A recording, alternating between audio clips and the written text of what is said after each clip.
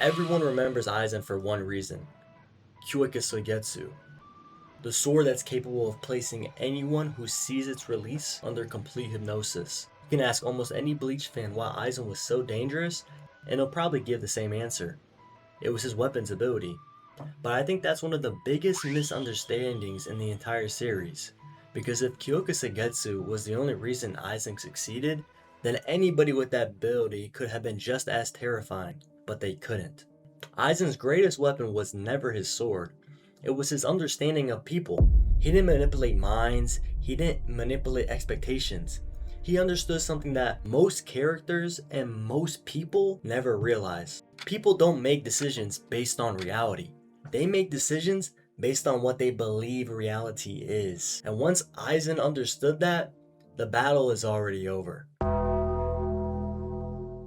Kuika Suigetsu is often described as one of the strongest abilities in Bleach, but not because it just creates powerful attacks. Its real strength is much simpler. It changes perception. The sword never forced Yamamoto to attack him. It never forced Hitsugaya to protect Momo. It never forced any of the captains to make mistakes. It simply gave them false information. And the rest? They just did it themselves. Psychologists have studied this for decades. Human beings rarely respond directly to reality. We respond to what we perceive as reality. Two people can experience the exact same event and come away believing very different things. Aizen understood this long before anybody else ever did. He realized that controlling information is often more powerful than just controlling people. Because once somebody believes that they are making the correct decision, they will defend it, no matter how wrong that they are. That's exactly what happened throughout Soul Society. The captains were never weak. They were operating with incomplete information given by Aizen. And against someone like him, that was enough. One of the biggest reasons Aizen always looked 10 steps ahead is because he started playing the game years before everyone even knew that there was one. Long before Ichigo became a Soul Reaper. Before Rukia met him. Before the entire Soul Society arc. Aizen was already experimenting with hollows, studying the Hogyoku, recruiting allies, already testing the limits of Soul Reapers in Arrancar. Most characters in Bleach react to problems. However, Aizen created them. That's a massive difference. Think back to his fake death. To everybody else, it looked like complete chaos. A captain had been murdered into Soul Society, and panic spread everywhere. Suspicion started turning inward. Trust disappeared almost overnight. But from Aizen's perspective, everything happened exactly as intended. The investigation, the confusion, the emotional reactions, those weren't obstacles. They were all a part of his plan. This is one of the oldest principles in strategy. The person who controls the environment rarely needs to control every individual detail. Because once the environment is correctly designed, people begin making the decisions that you wanted them to make. One mistake people make when they analyze Aizen is assuming that he manipulated everybody in the same way. He didn't. He studied people individually. Look at Momo. She didn't follow Aizen because she was hypnotized. She followed him because she trusted him. She admired him. She believed in him. Aizen recognized that emotional attachment and quietly turned it into a weapon. Now look at Tozen. Completely different person, different motivations, different values. Tozen wanted justice.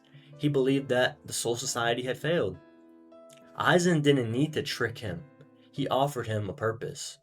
Then there's Gin, perhaps one of the most interesting relationships in the entire series. Gin stayed beside Aizen for years, not because he was loyal, but because he was waiting for the perfect opportunity to kill him.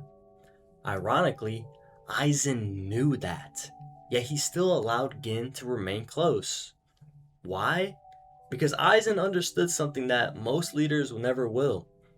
Knowing somebody's intentions isn't always good enough. You have to know their timing. Gin couldn't strike until the moment he believed Aizen was vulnerable, and Aizen believed that moment would never truly come, and it almost cost him everything. Have you ever noticed something strange about Aizen? He's almost never emotional. No matter how desperate the situation becomes, his expression barely changes. At first, this can look like arrogance, but I don't think that's what it is. I think it's preparation. Most people panic when their only plan starts to fall apart, but Aizen rarely even had one plan. He built layers. If one path closed, another one already existed. If somebody resisted him, he's adjusted. If events changed, he had alternatives. That's why confidence can be so deceptive. From the outside, it looks like certainty, but in reality, confidence just comes from preparation. When you've already considered multiple outcomes, the unknown becomes much less frightening. Aizen didn't appear fearless because he knew the future. He appeared fearless because he had already imagined dozens of futures. This is why I don't think Kyōka Suigetsu was ever Aizen's greatest weapon. It was the perfect tool for someone who already understood psychology. The hypnosis created opportunities for him, but Aizen's mind is what allowed him to use those opportunities better than anybody else could. His greatest strength wasn't intelligence alone. It wasn't power. It wasn't even manipulation. It was patience. Years of planning.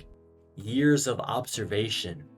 Years of understanding exactly how people think before they even realize they were being studied. That's why Aizen always seems to be 10 steps ahead. Not because he could predict the future, but because he spent years preparing for almost every version of it. And maybe that's a lesson most people miss. The greatest manipulators don't control your choices. They control the information you use to make them.